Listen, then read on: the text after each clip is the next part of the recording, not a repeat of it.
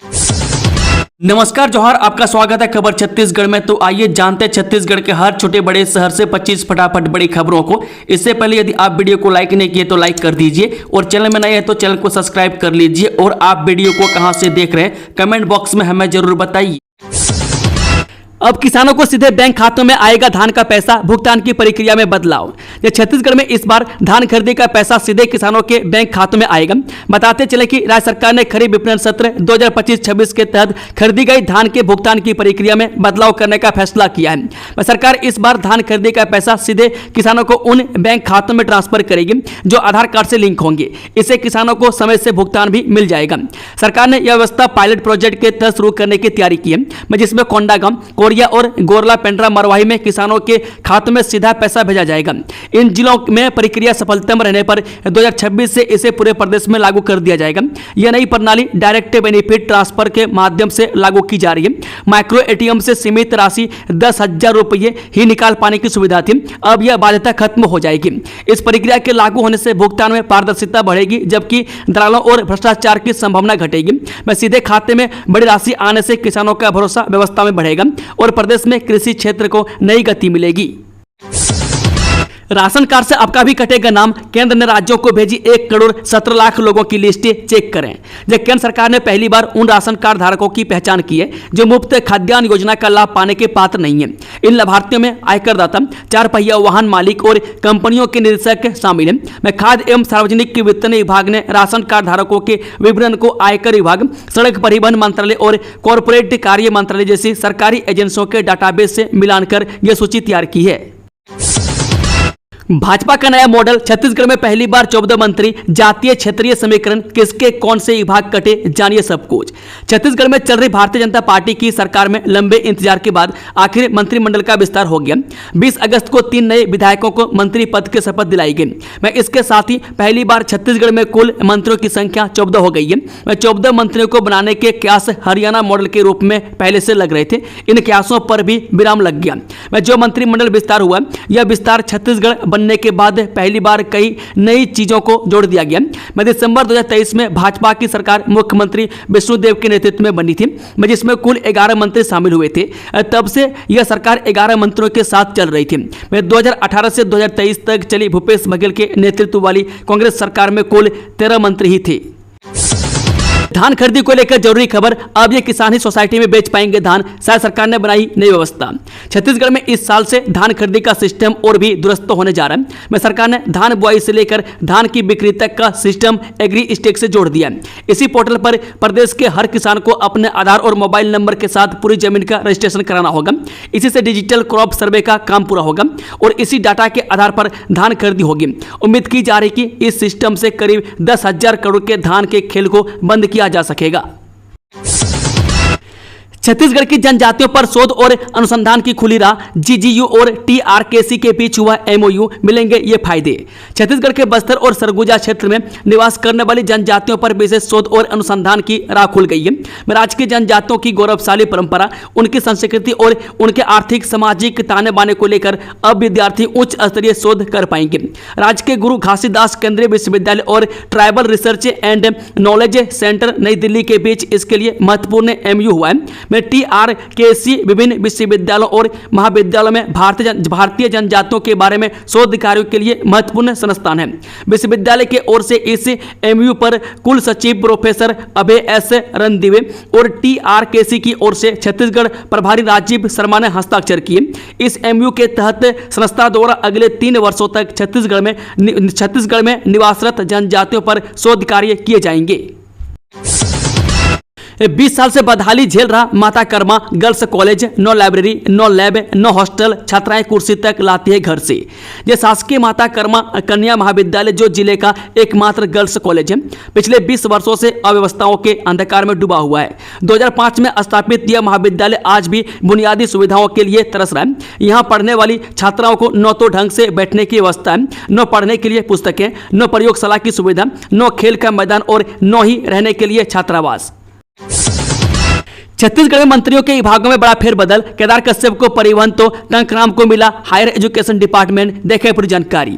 आज सुबह मंत्री पद की शपथ लेने वाले 3 नए मंत्रियों के बीच विभागों का आवंटन कर दिया गया। इस संबंध में मुख्यमंत्री विष्णुदेव साय ने ट्वीट कर जानकारी दी है। नए मंत्रियों में गुरु खुशवंत साहेब को कौशल तकनीक शिक्षा एवं रोजगार के साथ अनुसूचित जाति विभाग, राजेश अग्रवाल को पर्यटन संस्कृति धार्मिक न्यास एवं धर्मस्व, जबकि गजेंद्र यादव को स्कूल शिक्षा ग्राम उद्योग एवं विधि विधायी विभाग की जिम्मेदारी दी गई है। हाई सिक्योरिटी नंबर प्लेट नहीं लगाने पर मालिक बेच भी नहीं पाएंगे वाहन, परिवहन विभाग हुआ सख्त। जी हां, HSRP नंबर प्लेट को लेकर परिवहन विभाग अब सख्त हो गया है। में HSRP नंबर वाहन पोर्टल में अपलोड नहीं होने पर गाड़ी बेच सकेंगे, नो RC में बदलाव नहीं करा पाएंगे, परमिट जैसी सेवाएं लोगों को नहीं मिल पाएगी। HSRP नंबर प्लेट बनने के बाद ही अगला कार्य हो पाएगा। इसके अलावा अब जुर्माना भी लगाया जा सकता है। 1 अप्रैल 2019 से पहले का वाहन उपयोग कर रहे हैं तो HSRP नंबर प्लेट का रजिस्ट्रेशन कराना अनिवार्य है। मैं जिले में 1,78,000 वाहनों में HSRP नंबर प्लेट लगाने का लक्ष्य है। 13,242 वाहनों में लगाए जा चुके हैं। 18,000 वाहनों की बुकिंग हो चुकी है, जिन्हें शीघ्र ही HSRP नंबर प्लेट मिल जाएंगे। वहीं अन्य वाहनों में HSRP नंबर प्लेट लगाने के लिए परिवहन विभाग द्वारा शिविर लगाया जा रहा है। इसके बाद भी लोग वाहनों का नंबर प्लेट अपडेट कराने के लिए आगे नहीं आ रहे हैं। अगले 24 घंटों में भारी बारिश का अलर्ट। सुकमा का उड़ीसा से संपर्क टूटा, मौसम विभाग की बड़ी चेतावनी। छत्तीसगढ़ में मौसम का मिजाज बदला हुआ है। प्रदेश के ज्यादातर इलाकों में बारिश का दौर शुरू हो गया। मंगलवार को बस्तर जिले में जोरदार बारिश हुई है। सुकमा जिले में बारिश का सबसे ज्यादा असर देखने को मिला है। वहीं कोंडागांव जिले में बारिश के कारण एक कच्चे मकान की दीवार गिरने से एक महिला दब गई। स्थानीय लोगों ने उसे मलबे से बाहर निकाला, लेकिन तब तक उसकी मौत हो गई थी। मौसम विभाग के अनुसार बंगाल की उत्तरी आंध्र प्रदेश और दक्षिण उड़ीसा तट पर लो प्रेशर एरिया बना हुआ है, जिसके असर से छत्तीसगढ़ अगले 2 से 3 दिन तक मध्यम से भारी बारिश हो सकती है। बारिश का असर बस्तर इलाके में देखने को मिल सकता है। मौसम विभाग ने अगले 24 घंटों के लिए प्रदेश के कई जिलों में बारिश का अलर्ट जारी किया है। विभाग के अनुसार मध्यम और भारी बारिश हो सकती है। मोबाइल टॉर्च की रोशनी में गर्भवती महिला का ऑपरेशन। बिलासपुर में स्वास्थ्य सुविधाएं बेहाल। जब बिलासपुर जिले के तखतपुर सामुदायिक स्वास्थ्य केंद्र से एक चौंकाने वाली घटना सामने आई है। इस घटना ने स्वास्थ्य सेवाओं की अव्यवस्था को उजागर कर दिया है। दरअसल बिलासपुर जिले के तखतपुर सामुदायिक स्वास्थ्य केंद्र में गर्भवती महिला का डिलीवरी के लिए ऑपरेशन चल रहा था। तभी अचानक बिजली गुल हो गई। अस्पताल में जनरेटर या इनवर्टर की सुविधा नहीं होने की वजह से डॉक्टरों को मजबूरन मोबाइल की टॉर्च की रोशनी में गर्भवती महिला का ऑपरेशन कर डिलीवरी करानी पड़ी। इस ऑपरेशन का किसी ने वीडियो बनाकर सोशल मीडिया पर वायरल कर दिया। इसके बाद लोग पूरे राज्य में स्वास्थ्य सेवाओं की हालत पर सवाल उठा रहे हैं। वहीं तखतपुर स्वास्थ्य केंद्र की इस लापरवाही से अब लोगों में गुस्सा है। स्थानीय लोगों का कहना है कि यह घटना व्यवस्था की लापरवाही और बदहाली को उजागर करती है। स्वास्थ्य केंद्र में वैकल्पिक बिजली व्यवस्था नहीं होने से मरीजों की जान जोखिम में पड़ी है।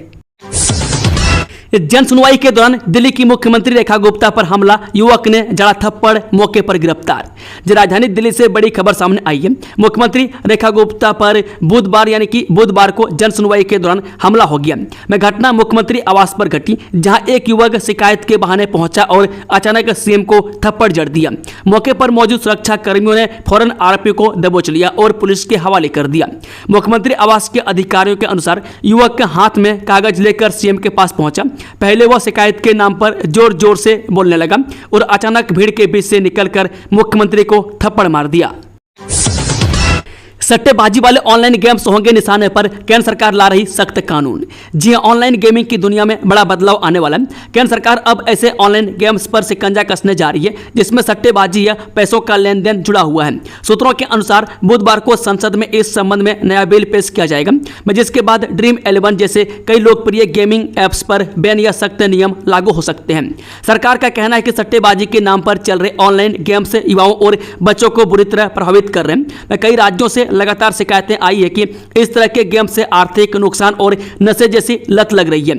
इसलिए अब पूरे देश में इसके खिलाफ सख्त कानूनी प्रावधान किए जाने की तैयारी है। बता दें कि सट्टेबाजी से जुड़े ऑनलाइन गेम्स पर पूरी तरह प्रतिबंध लगाया जाएगा। उल्लंघन करने वाली कंपनियों पर भारी जुर्माना और कड़ी सजा का प्रावधान होगा। बच्चों और युवाओं को सुरक्षित रखने के लिए विशेष डिजिटल मॉनिटरिंग सिस्टम लागू किया जाएगा। यदि संसद में यह बिल पास हो जाता है तो भारत में ऑनलाइन गेमिंग इंडस्ट्री पर बड़ा असर पड़ सकता है। माना जा रहा है कि इससे करोड़ों रुपए के कारोबार वाले कई ऐप्स पर ताले लग सकते हैं। उद्घाटन से पहले ही उखड़ा करोड़ का पुल, जगदलपुर में पीडब्ल्यूडी का घटिया काम उजागर। एक और जहां सरकार लोगों के रोजगार विकास और बेसिक इंफ्रास्ट्रक्चर को मजबूत सुदृढ़ करने जीरो टॉलरेंस को लेकर सकते हैं, तो वहीं लोक निर्माण विभाग लाल फीताशाही और भ्रष्टाचार का चरागा बना है और शासन को करोड़ों का पलीता लगा रहे हैं। वैसे पीडब्ल्यूडी में भ्रष्टाचार कोई नई बात नहीं है। आए दिन ऐसे कई मामले हैं जो इस विभाग की कारगुजारियों को उजागर करती है। नया मामला तो बस्तर संभाग मुख्यालय जगदलपुर गोरिया बहार पर बने नए पुल की है, जिसकी लागत मूल्य 12 करोड़ 63 लाख रुपए का है, जिसका निविदा PSA कॉन्ट्रैक्शन रायपुर की पार्टी को मिला था, जिसमें निविदा के अनुसार पुलिया को 24 नवंबर 2022 तक कार्य पूर्ण किया जाना था। पुल आज तक उद्घाटन की बाट जो रहा, उससे पहले पुल पर बड़े बड़े गड्ढे हो गए, अंदर की सरिया भी झांक रही है। ग्रामीणों को लो वोल्टेज की समस्या से मिलेगी राहत, यहां 10 करोड़ का विद्युत विस्तार, मुख्यमंत्री शाह ने दी स्वीकृति। जलुंड्रा विकासखंड के ग्रामीणों को लंबे समय से झेल रही लो वोल्टेज और बिजली आपूर्ति की समस्याओं से अब बड़ी राहत मिलने जा रही है। मुख्यमंत्री श्री विष्णुदेव साय ने विधायक प्रबोध मिंज की मांग पर क्षेत्र में विद्युत विस्तार कार्य के लिए 10 करोड़ रुपए की स्वीकृति प्रदान की है। इस स्वीकृति के बाद लुंड्रा क्षेत्र में बिजली आपूर्ति और अधिक सुदृढ़ होगी तथा उपभोक्ताओं को अस्थायी समाधान मिलेगा। स्वीकृति के अनुसार ककनी में 10 किलोमीटर 33 केबी लाइन और 9 किलोमीटर 21 केबी लाइन का विस्तार किया जाएगा। इसी तरह तुरिया बीरा में 10 किलोमीटर 33 केबी और 7 किलोमीटर 11 केबी लाइन बिछाई जाएगी। वहीं कुंवरपुर पंचायत में भी 1 किलोमीटर 33 केबी तथा 21 किलोमीटर 11 केबी लाइन का विस्तार होगा। NHM कर्मियों का सब्र टूटा, 10 सूत्रीय मांगों को लेकर 18 अगस्त से करेंगे अनिश्चितकाल हड़ताल। राष्ट्रीय स्वास्थ्य मिशन के कर्मचारियों ने 18 अगस्त से अनिश्चितकाल हड़ताल शुरू कर दी है। नियमितीकरण, वेतन वृद्धि और सेवा शर्तों में सुधार समेत 10 सूत्रीय मांगों को लेकर प्रदेश भर के 16,000 से अधिक कर्मचारी आंदोलनरत हैं। इसी क्रम में खैरागढ़ NHM कर्मचारी संघ भी जिला मुख्यालय के अंबेडकर चौक पर धरने पर बैठ गया। बड़ी संख्या में महिला व पुरुष कर्मचारी इसमें शामिल हैं। महिलाएं छोटे बच्चों को साथ लेकर भी हड़ताल में पहुंची। आदेशों की अनदेखी से भड़की फॉरेस्ट रेंजर्स एसोसिएशन, चेतावनी दी आंदोलन की।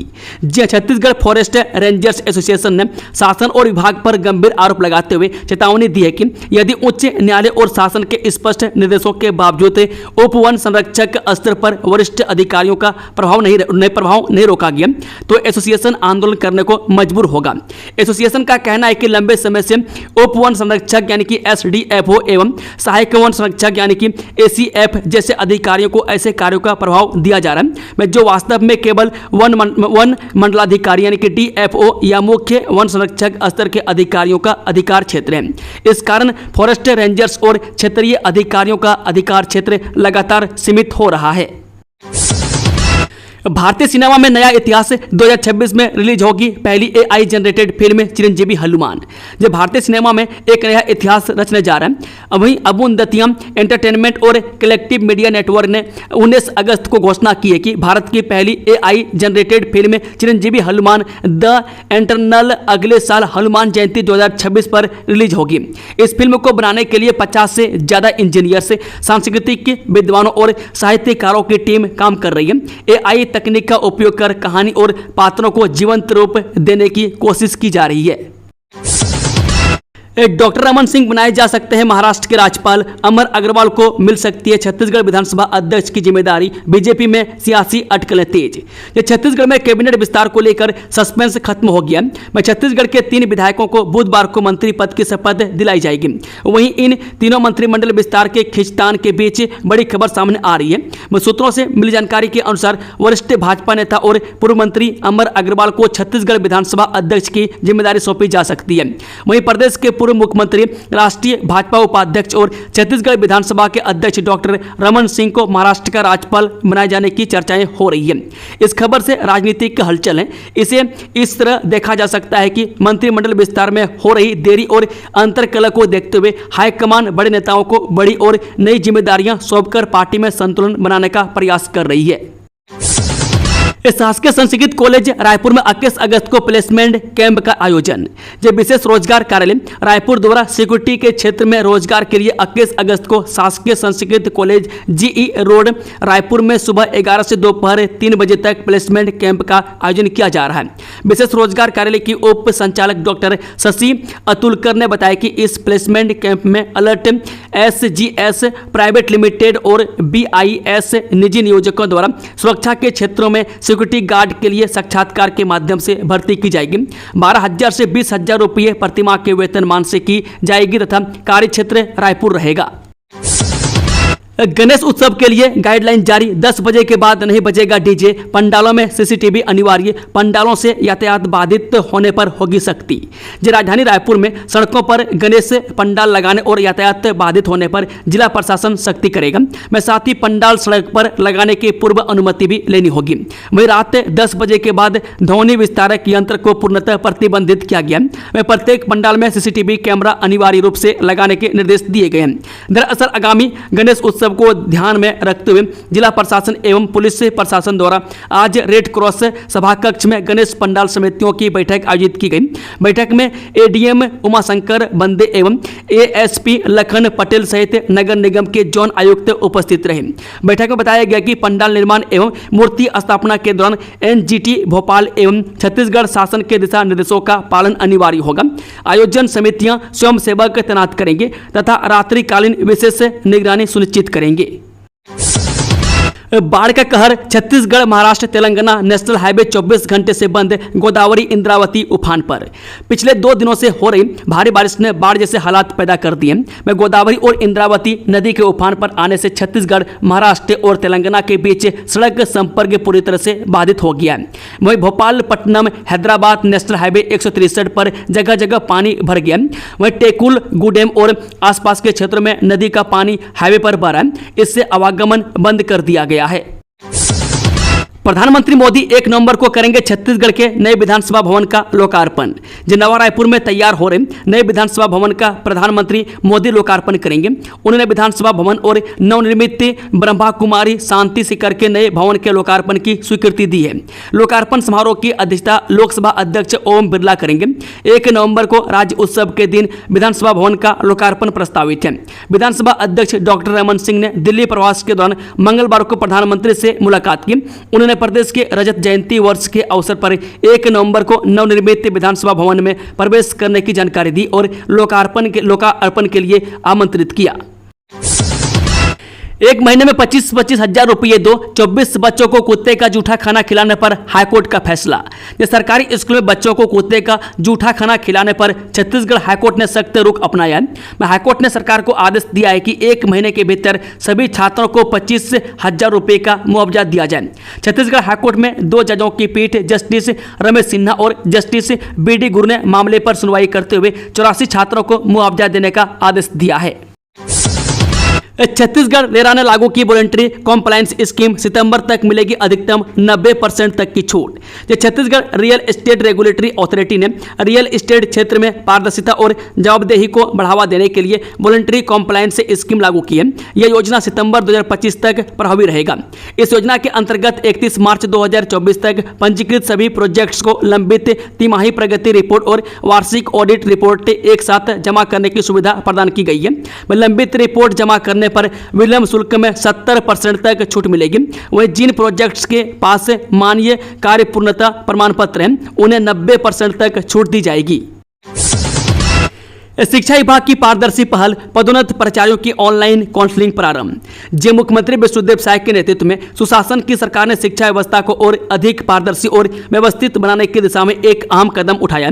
राजधानी रायपुर के शासकीय शिक्षा महाविद्यालय परिसर शंकर नगर में पदोन्नत प्राचार्यों के लिए ऑनलाइन ओपन काउंसलिंग की शुरुआत हो गई है।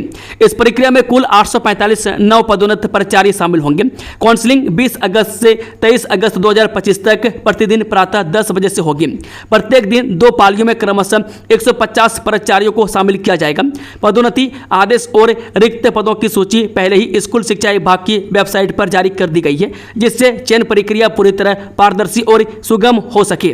दोस्तों, खबरों का सिलसिला समाप्त होता है। अगर जानकारी पसंद आई हो तो वीडियो को लाइक, शेयर, चैनल को सब्सक्राइब जरूर कर दें और कमेंट बॉक्स में कमेंट करके बताएं कि आप न्यूज़ को किस जिले पंचायत से देख रहे हैं। Thank you, all the best. जय हिंद, जोहार छत्तीसगढ़ वासियों।